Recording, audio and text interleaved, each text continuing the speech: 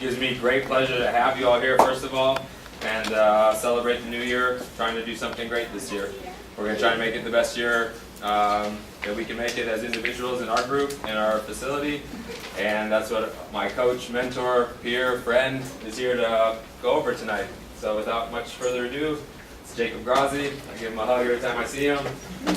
I owe him a lot of thanks for making my life great. I really appreciate everything he's done for me, and I invited him here to share as much as he can with you guys. So thanks for being here.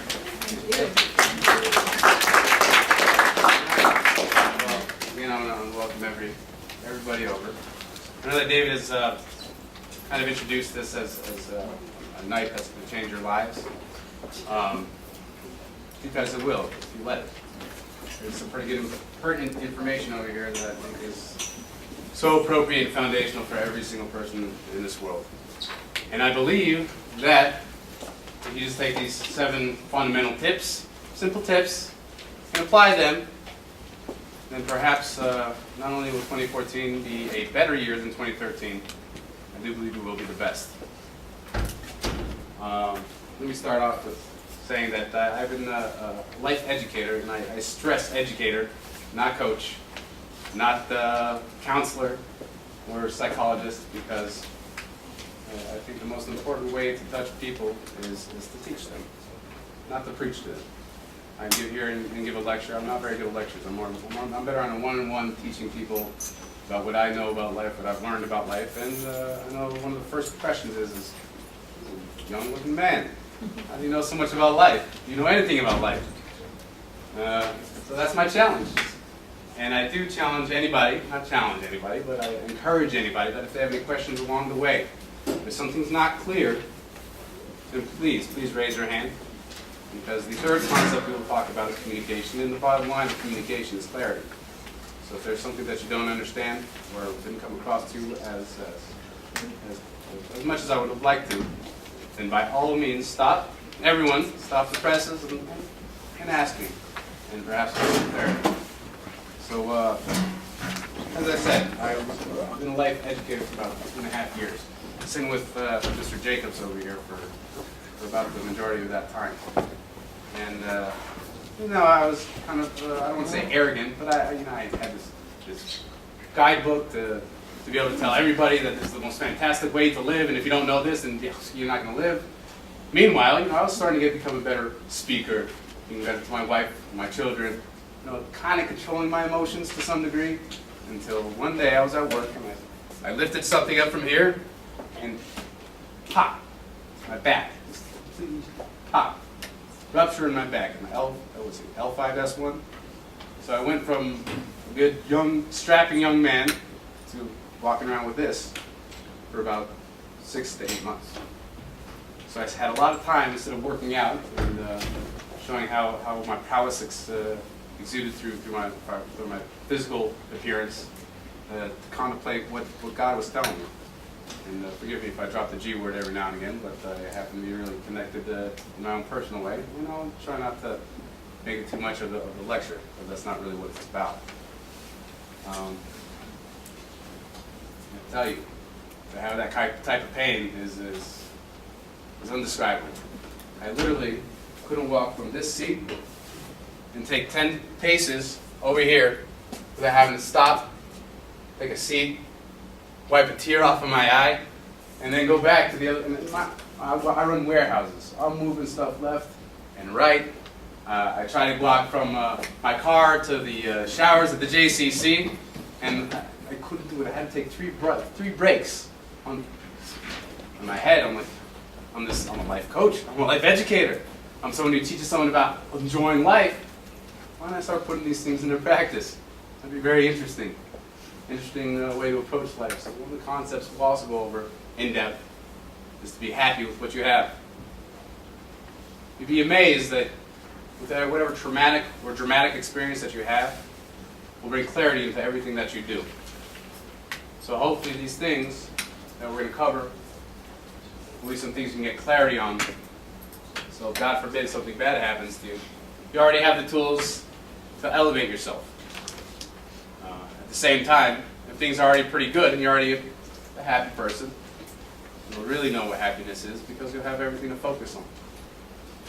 And I think the core of everything, it's not the goal, it's not the end, it's not the means to be happy, but that certainly is the energy, it's the power that you're going to use in every single moment of your life if you know how to use it. And hopefully I can give you a couple ways to be able to figure that out.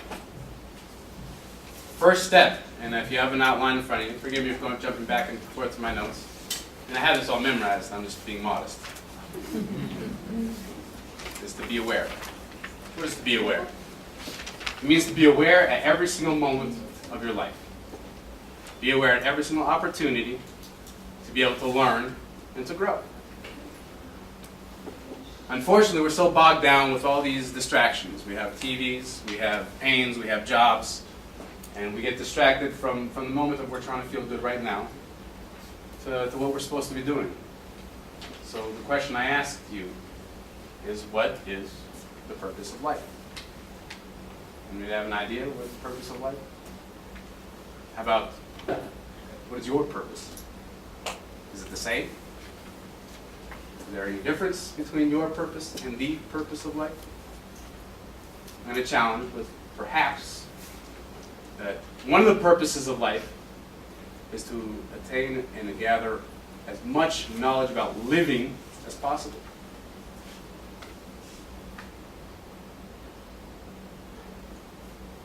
Being able to make a distinction between what those purposes are is very important. First of all, there's a quote that I'm going to drop to you. If you don't have a reason for dying, as they say, there's no reason for living. If you have no reason to push yourself forward, then what are you doing? If you have a job that you put all of your dedication, all your efforts and all your work towards, is it fulfilling everything that you want to do? So take a moment and think about what you do for your career. Would you mind if I point to something, Jared? What do you do for work? I'm an eye doctor. An eye doctor. How much time have you spent with education and with schooling, academic, formal, informal, for preparing for just the academic part? Undergrad, postgrad school, 4 years, so 8 years after. 8 years. So the first 12 years was just kind of a toss-up. It's kind of insignificant. I was trying to educate myself during those years. Trying to educate. That's a very interesting way of approaching it. So after you got your degree, and you got your, I'm assuming you got your doctor as well. You have your own practice, or you work through a clinic? I do have my own practice Business. for the past 20 years. So 20 years plus 8 plus 28 plus 12. 40 years dedicated to your career. What's the purpose of life?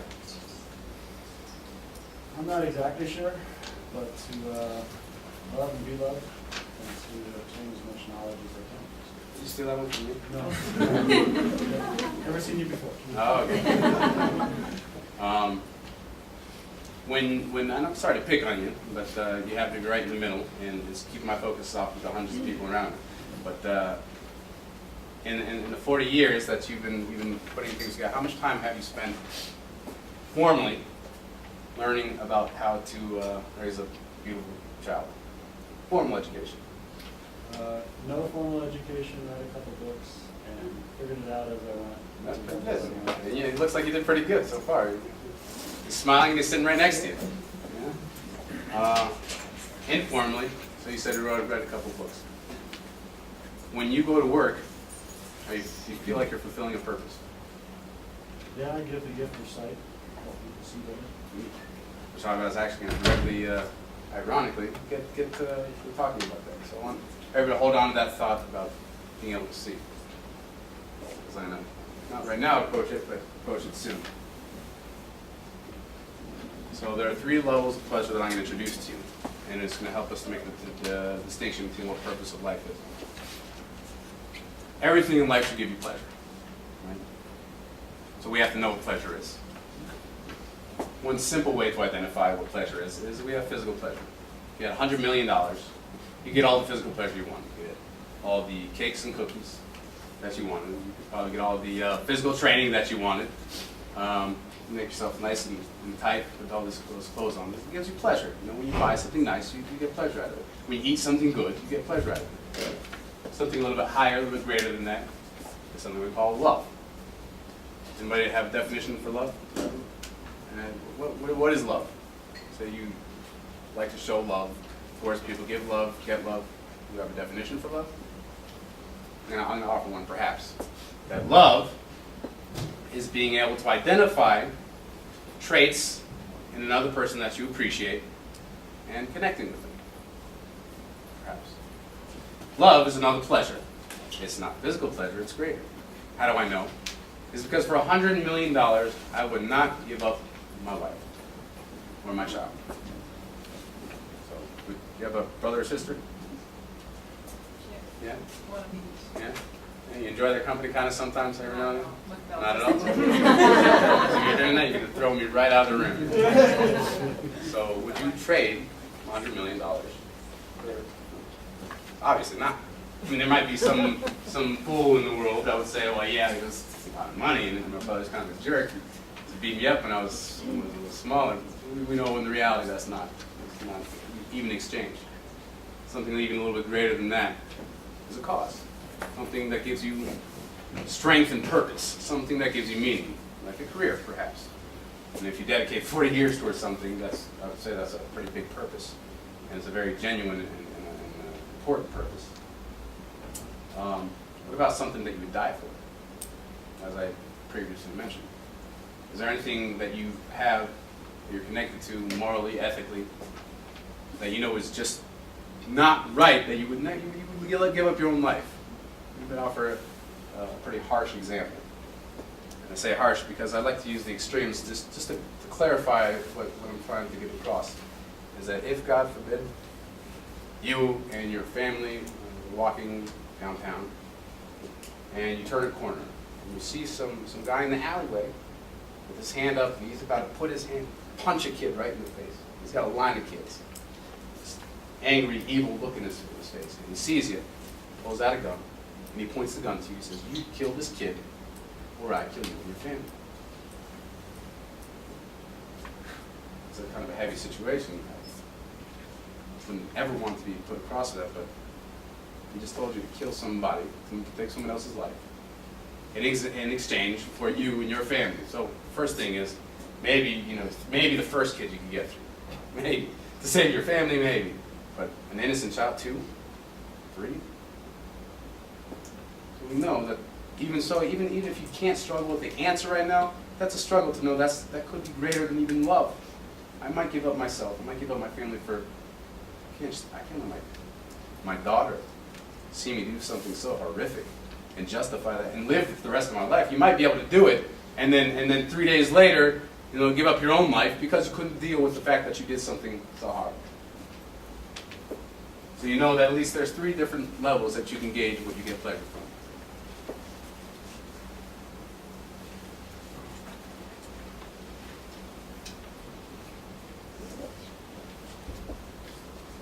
All right, let me get some of my notes.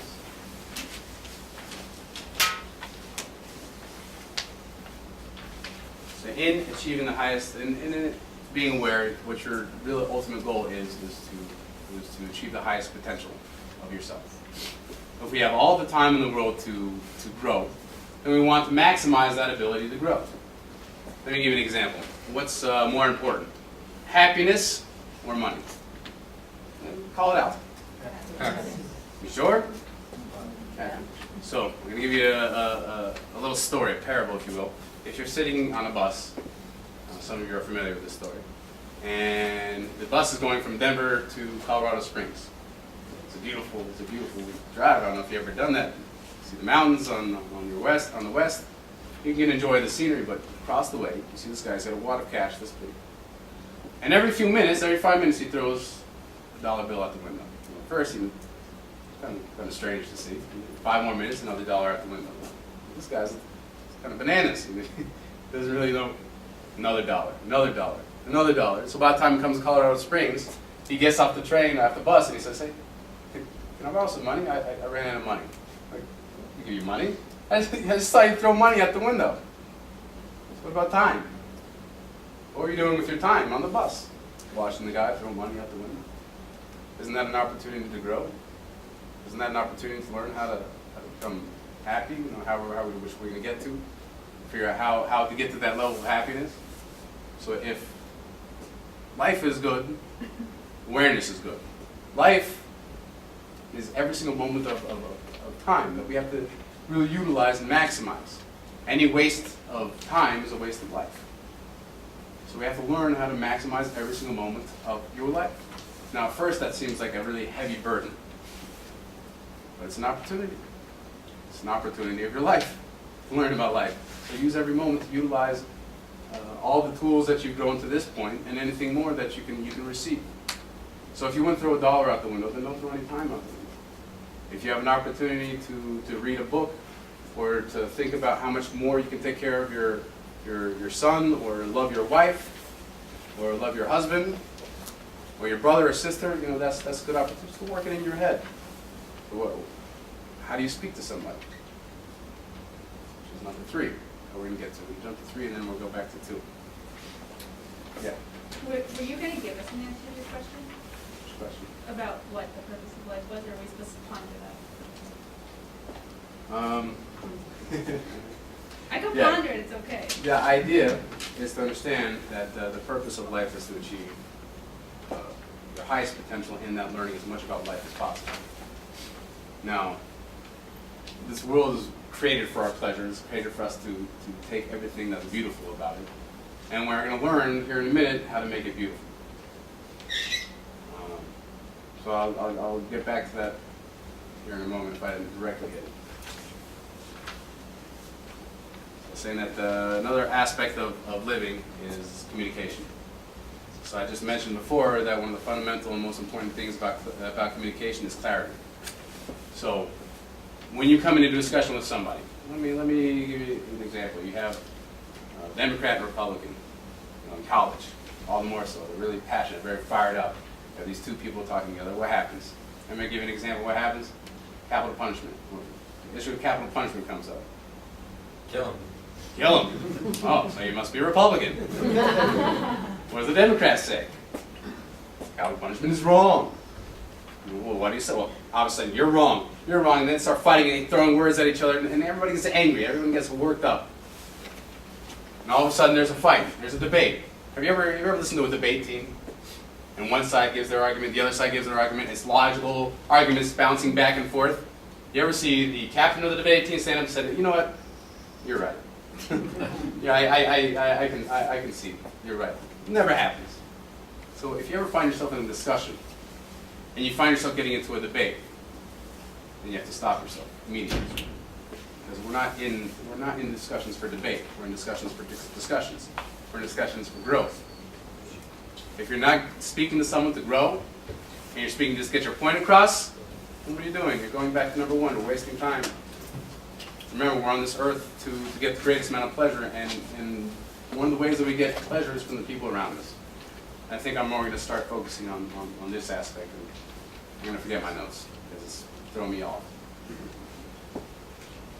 Everybody around you, right now, is a potential friend. I'm taking a different out. Everyone around you is a potential partner to make you grow, to make you